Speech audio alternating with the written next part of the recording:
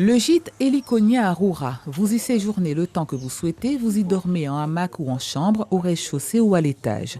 De ce gîte, pas comme les autres, une chose est sûre, vous ne repartirez pas sans quelques notions d'aquariophilie. Son créateur est un passionné de la discipline et communique avec effusion sur sa passion. En expert, il vous parle d'expérimentation tout autant que de poissons et d'entretien.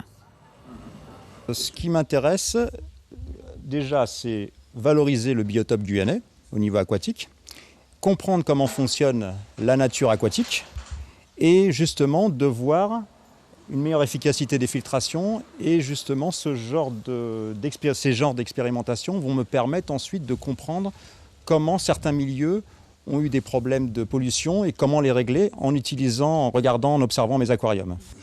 Ainsi retrouve-t-on chez Frédéric des aquariums complètement découverts et truffés de végétaux qui dépassent et qu'il faut tailler.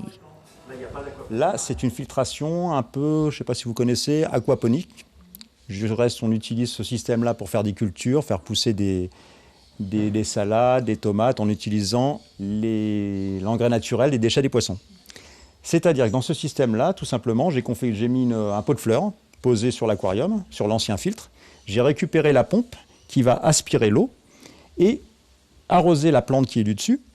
Comme ça, automatiquement, les racines des plantes du dessus vont pouvoir purifier l'eau d'en dessous.